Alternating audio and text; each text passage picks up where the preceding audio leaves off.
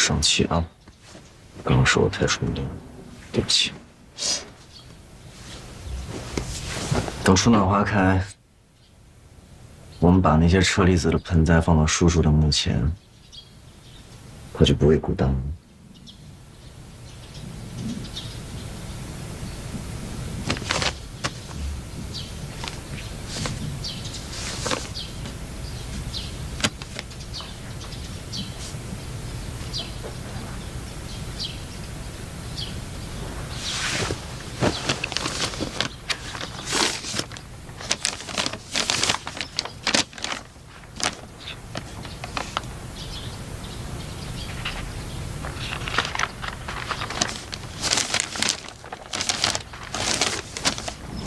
小薇，如果你看到这封信呢，说明我还真的挺倒霉的。不过，别埋怨老天不公平，因为有你们，我得到的幸福太多了，所以我愿意承受这些病痛。生老病死，人之常情。其实我不害怕。 我是担心你会害怕。从小你就要强，照顾弟弟，照顾我，还有妈妈。我其实特希望，有人能像我爱你妈妈那样，爱着你，让你松弛，也让你坚定。你挺小的时候就跟我说，做律师是你的梦想，我特开心，因为太多人可能忙碌了一辈子。 也不知道自己的梦想到底是什么。比如说我，一个平凡不能再平凡的爸爸，但我却培养出了一对非凡的儿女，我很骄傲。我希望我能成为你们的勇气，而不是你们前进路上的阻碍或者心结。丫头，你的梦想也是我的梦想。 无论我在不在你身边，还在不在这个人世，我都希望能看到你的梦想发光发亮。别怪我啊，自作主张给你报了名。别难过，老爸不能陪着你。我偷偷给你准备了考试通过的礼物，就放在你床底下。 就当是老爸的赔罪了，啊！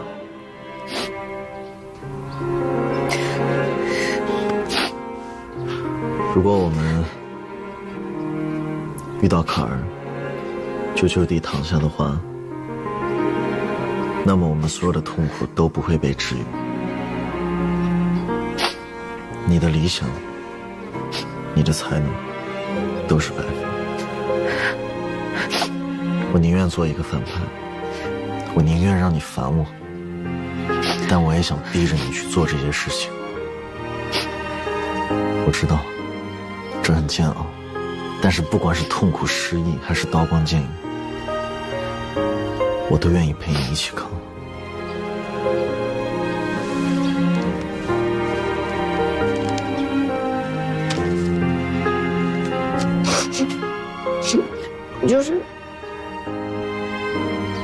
就是不明白，为什么我辛辛苦苦重来了一遍之后，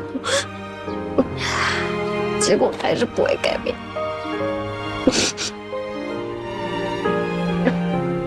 我可以，没关系，有我，只要你相信我，哪怕真的有所谓的命运。 我也会陪你一起改变这个命运的剧本。不哭，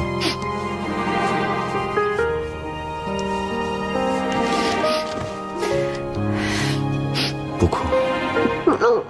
那我们一起扛。不哭了。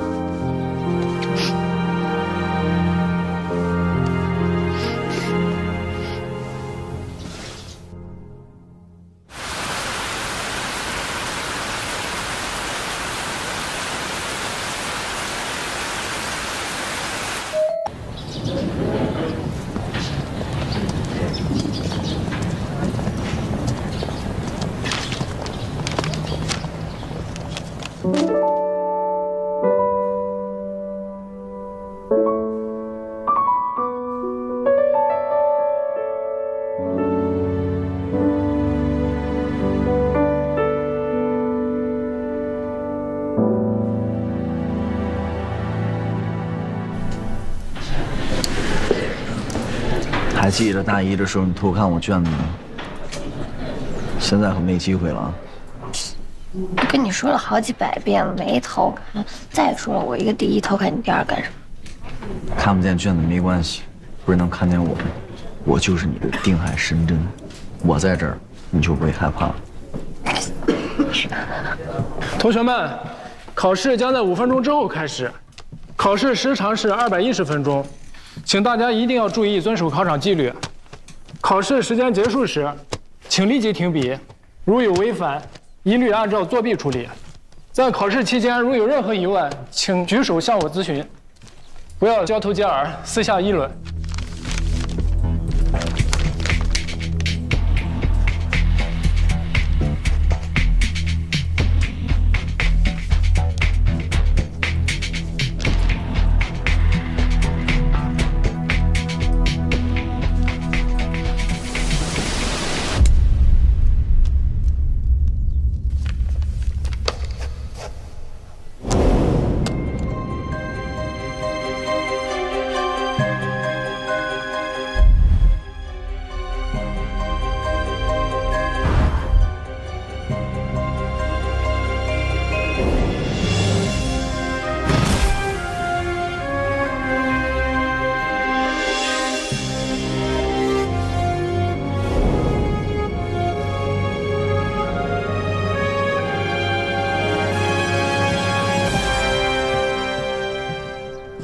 同学，你怎么了？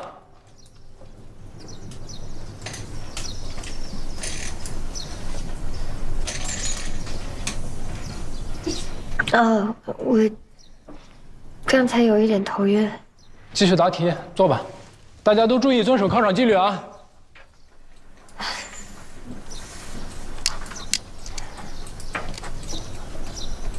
既然我已经在这儿了，哪有说来就来、说走就走这么便宜的事儿？如果老天真要让我回去，那我钱维也要拽着陆巡想尽办法留下来。喂，张老师，我刚查到成绩，钱维478，我475，我卷4差了点，应该也没让你失望吧？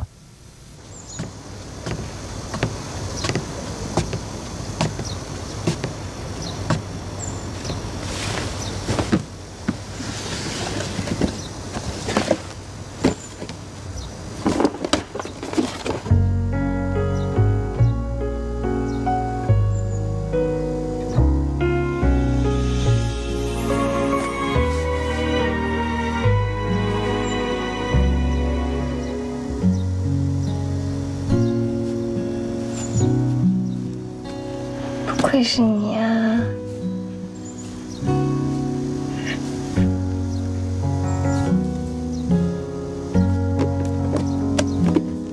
哎呀，钱维啊，恭喜你又打破了我的记录，超越了我，还打破了上一届司法考试的李崇文的高分，还破了光华大学的记录，感觉如何？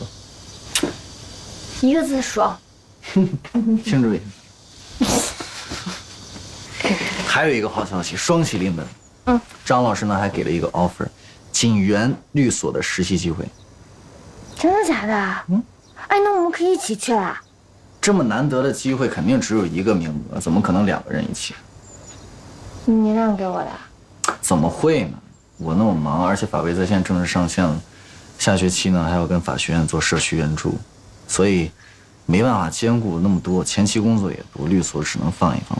然后呢，我打算去法院实习半年，累积一下我的实战经验。哎呀，那这以后不能跟你做对手了，我就没有办法有那种赢你的感觉。那你也太自谦了吧！在我的世界里面，你永远都是赢家。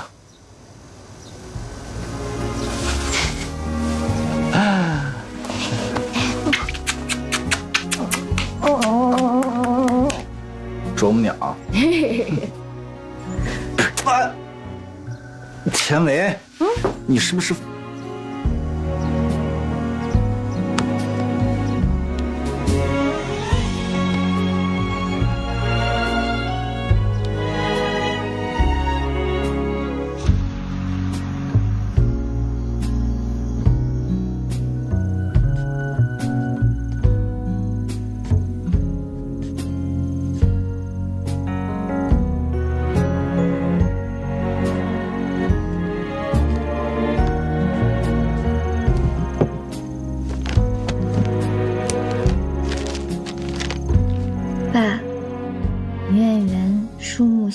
去世时，失之愈合写过一段悼词，说人往生之后都会存在于万物中，无处不在，会在街头擦肩而过，会在陌生人中突然发现他的身影。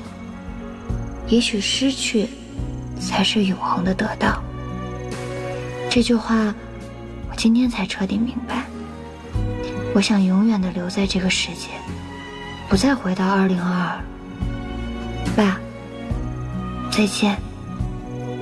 有空的话多来梦里看看我吧，我永远想你。丫头，你们又熬夜，我都跟你说了，熬夜伤肝。那，把茶喝了。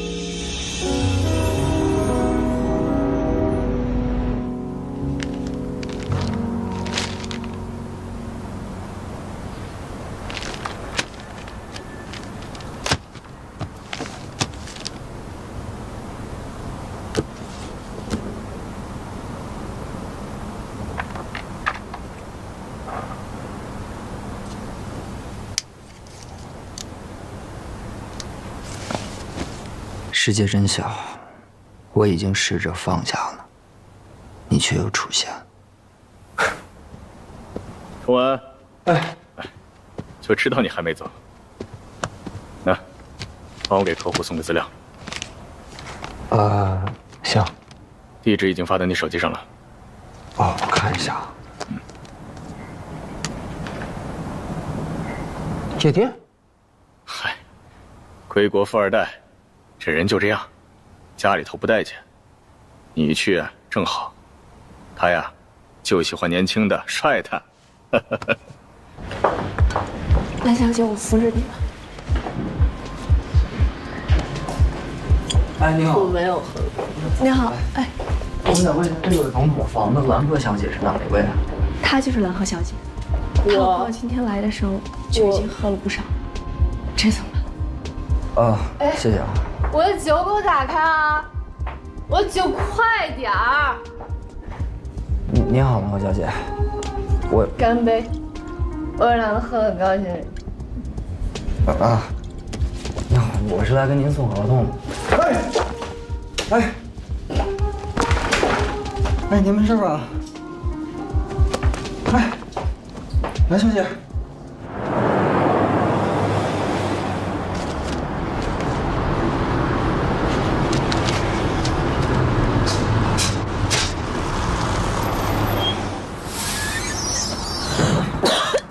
兰小姐，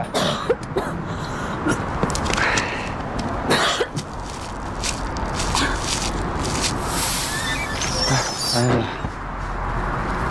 谢谢。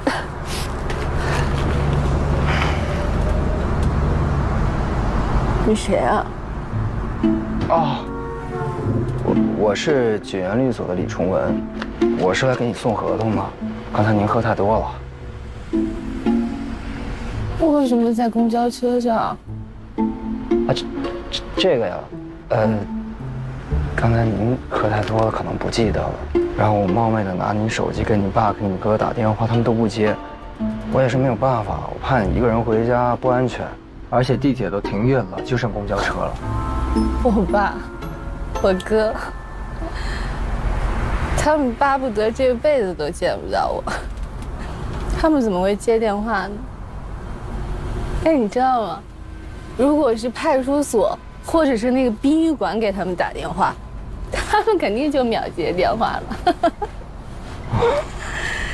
你下次再碰到我遇到这种情况，你就给我司机打电话。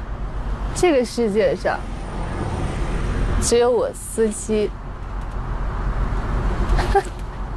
他会来接我，就他会来接我。啊，不好意思啊。合同？啊，对。哎呀，刚才您喝多了，吐这合同上了，我就打开看看有没有弄脏，看来是没什么事儿。这个合同是不是有问题？没问题啊，这是张律师亲自拟的合同，绝对没问题，这个您放心。你是不是在上学啊，小朋友？你撒谎的样子真可爱。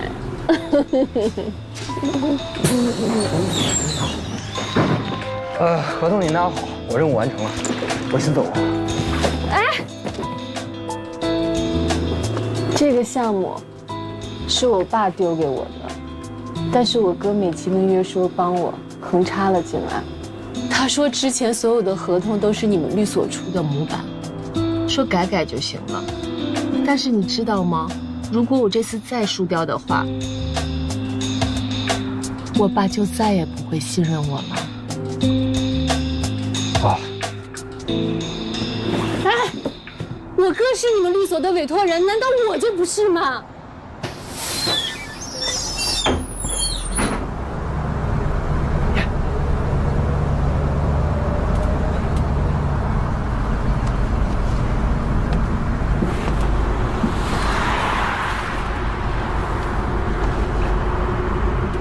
你可以帮助我保护我自己的利益吗？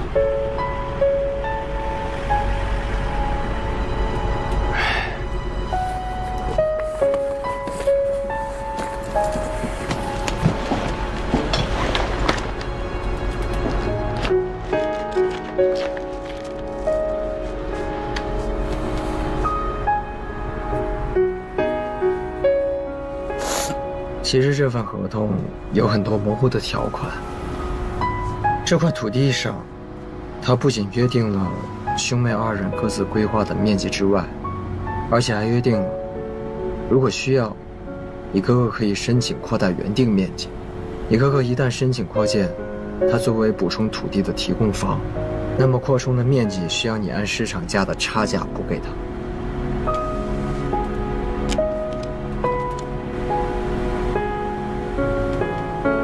谢谢。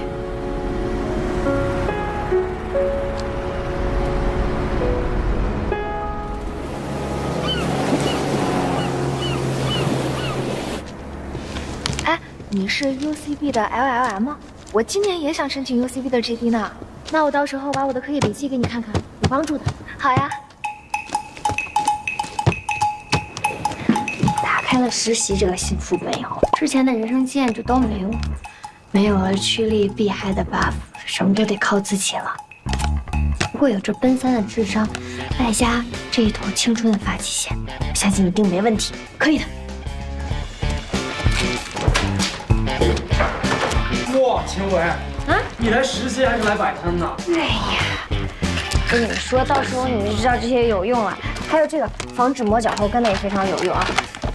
到时候出去一饿，把这代餐一吃，完全没问题。还有创可贴，哇，这一看就是打过硬仗的。哎，你们看没看到他们这儿有没有那个咖啡机啊？我还带了速溶咖啡，你们要困的话，我们就一起喝啊，大家一起喝没关系。不用麻烦了。代教律师给我们带了永璞咖啡，差点忘了，那个时候李崇文就已经在锦园实习了。看来这个实习副本更难打。谢谢张律师。哦，你认识我？啊，我刚才在玄关那儿的时候，多看了一眼合伙人和助理律师的资料，所以记得。啊，很聪明。你就是张子涵老师介绍来的钱维，对吧？啊，对。11届的，专业第一。履历漂亮，思考成绩相当不错。来，我给你们介绍一下，这位是李崇文，光华10级的，保研后已经在锦园实习了快1年了，对这儿的工作比较熟悉。你们有什么不明白的，可以来问他。我知道你们在校的时候应该都很优秀，不然的话不会得到锦园的实习机会。但是锦园不缺优秀。希望在短时间内看到你们的核心价值。你们这批实习生，最后只留下1位。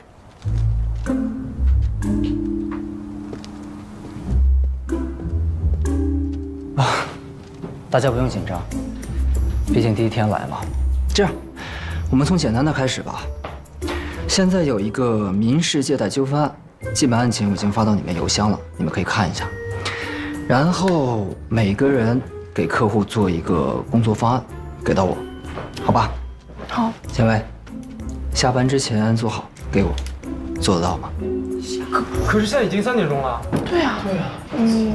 我没问题。你看，人家钱维都没问题，你们有问题吗？来吧，给大家分一下。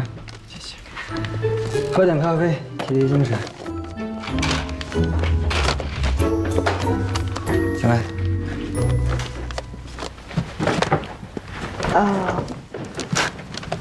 干嘛？怕我给你下毒啊？大家都一样的。哎，各位。这个是无糖的闪萃黑咖啡，女生喝了不会胖，放心喝啊！别以为咱俩是同门师兄妹，我就会对你放水。放心吧，我一定按时完成任务。你说的啊？接着喝吧。谢。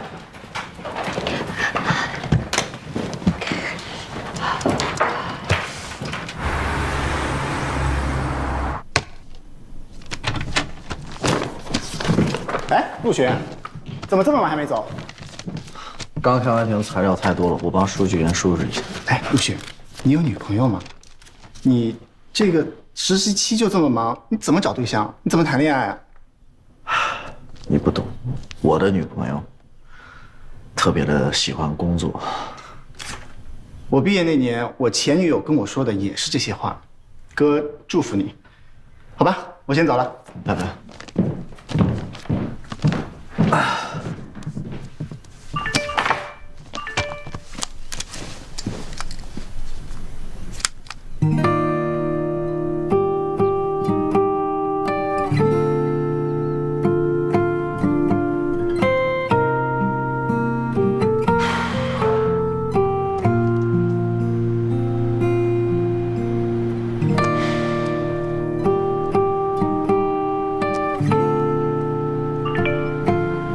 我刚收工，不出意外的话，跨年在加班中度过。钱维，你不会不记得元旦是什么日子吧？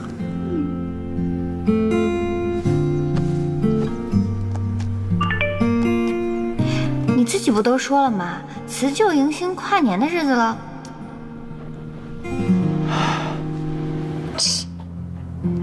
好娇乖，生怕我把他生日忘了，疯狂提醒我。哎，我就不理你这茬，直来直往，多没有意思。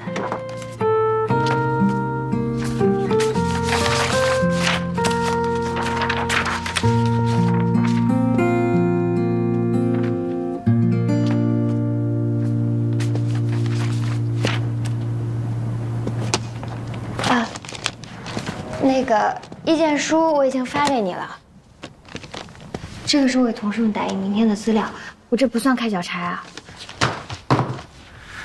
我刚看了你做的方案，假合同做借贷是民事责任，你怎么做成民刑交叉了？套路贷那肯定得是刑事。套路贷？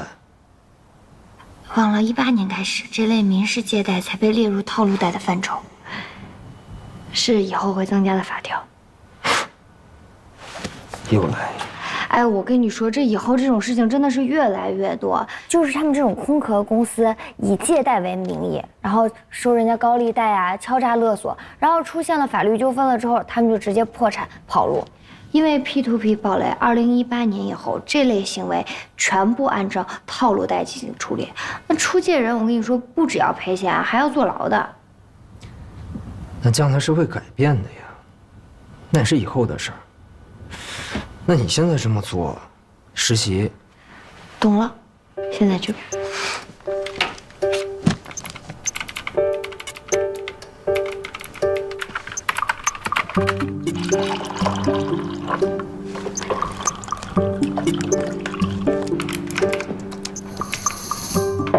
谢谢。查，其他的都没问题。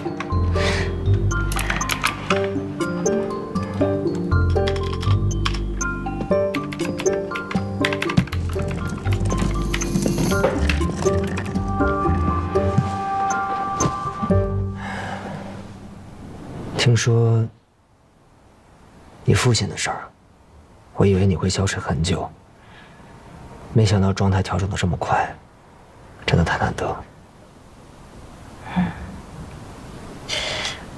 可能我想开了，有些事情，即使是再来一遍，结果还是一样的。你是说，以前你父亲也是？上一次也是，但是到医院的时候太晚了，一句话都没说上。这次好多了，还多给我留了5个字。什么字儿？再见，我爱你。难道他真的不来自这个时空？真好，真羡慕你。你呢？你爸爸留下来的债务啊，实习这1年，除了工资之外，张律也会分我一些律师费，债务也算还清了。而且张律也有意留我，说是要给我转正的机会，算是离梦想越来越近了吧。那就好。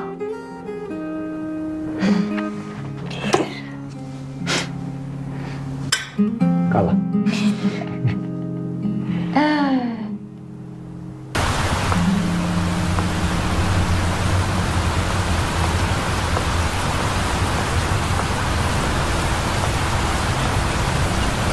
秦薇，回学校是吗？我也回，咱一块儿吧。没关系，我自己可以。你怎么没拿伞呀？我看你工位上不是有伞吗？你不是说你喜欢淋雨吗？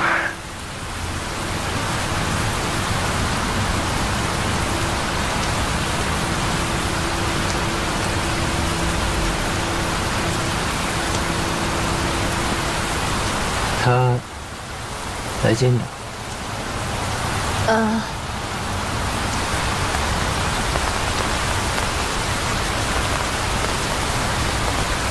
学长，要不一起走吧，反正也顺路。对，一起吧。哎，算了吧，我坐公交车吧，我习惯了。没事，我们那正好后面还有1个座，一起吧，没关系。算，你们走吧。那我们先走了。那你慢点，学长。拜拜。拜拜。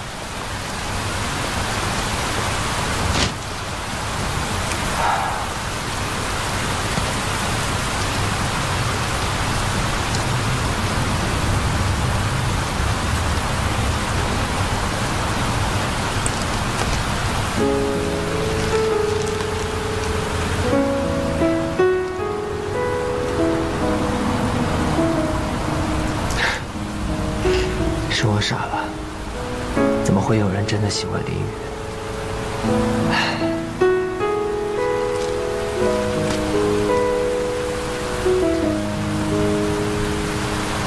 今天正好去法院实习，我看下镇又借了我爸的车给我。本来应该早就到了，但是我去买了点东西，想给你个惊喜。什么？你看。包。也不是什么贵重的东西，主要是我看你平常老背那个帆布包，如果淋到雨的话，把里面电脑拧坏了，文件不就都没了？所以2个一样的，情侣款。情不情侣款我不知道，反正那个导购跟我说，那个应该是好像半价的，我才买，省点钱嘛。哎，别闹，开车呢，正经点。哎，要不以后我每天都来接你下班去？别人家别的实习生都是坐公交车、坐地铁，我这样不好啊。今天不是下雨吗？特殊情况，那我就骑单车来接你呗。我坐公交车直接直达了，你这么麻烦干什么？怎么吃醋啦？那我能不吃醋？我肯定吃你工作上的醋。万一，你要按这么个见面法，我估计这个月我都没法怎么见你。看来某些人真的很想跟我一起跨年。不是那包你喜不喜欢？就那样吧，半价的。半价怎么了？那你不能帮我省点钱吗？可以啊。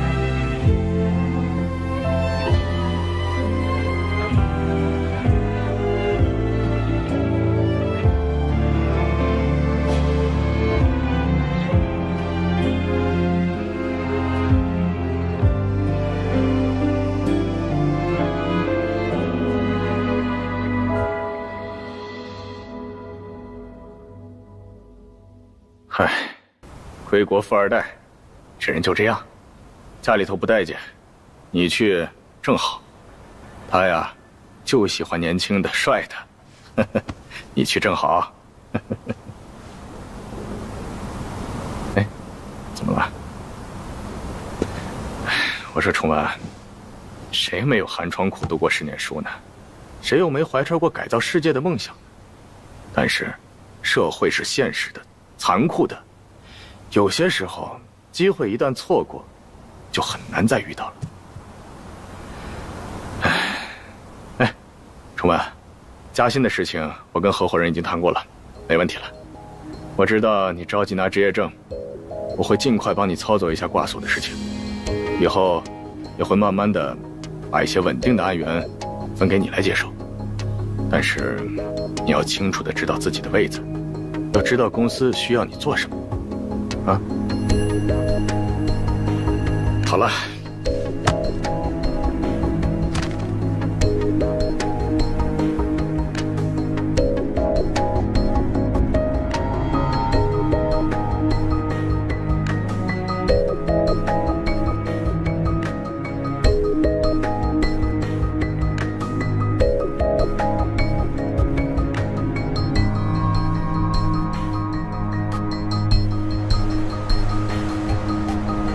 除了钱威之外，大家都忽略了案件管辖权问题的讨论，这是第一。第二，整理的证据报告没有突出重点，法条结合实际案情做得不够充分。好了，大家都停一下。崇文，你留下，剩下的实习生都出去忙自己的手头工作。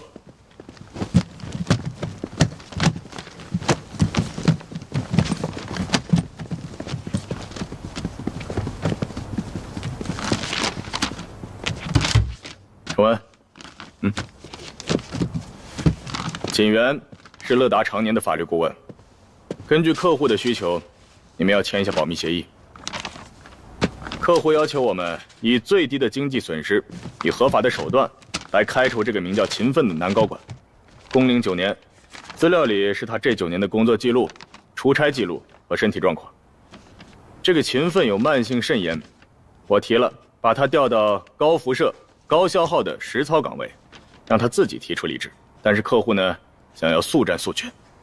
这个秦奋他工作也没有犯什么应该被追责的错误啊，9年没有请过年假，而且从他的这个工时和他这个出差次数，结合他这个体检报告来看，他这个肾炎就是因为过度工作才造成的，这是工伤啊，为什么要开除他？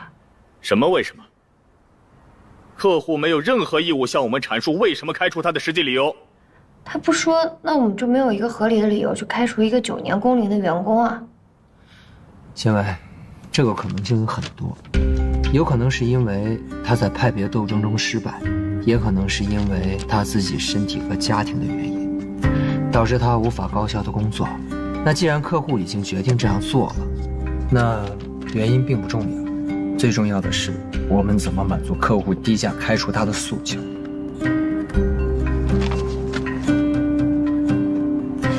那就这样，我们就选择一个折中的办法，先把他那些什么加班费啊、年终奖给他结清楚，再把劳动合同改成劳务合同，然后呢，再把他的工资给他翻。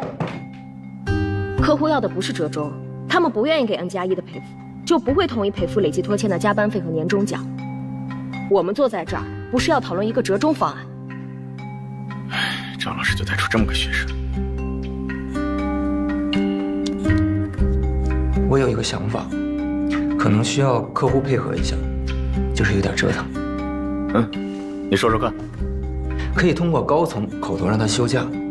像乐达这种大公司呢，对于休假来说，肯定内部有一个流程。那半个月之后呢，可以说他没有经过公司的批准擅自休假，做空工处理，这样也避免了 N+1的赔偿。可以。那未休年假的工资和累计拖欠的年终奖该怎么处理？乐达不是一直鼓吹奋进拼搏的企业文化吗？其实让他们内部起草一个协议，可以通过股权分红、提高年终奖、加快晋升来作为诱惑，让他们的员工放弃年假、加班费以及以前的年终奖，针对中高层发放签署。最后，我们给这个协议起一个冠冕堂皇的名字，叫“狼性协议”。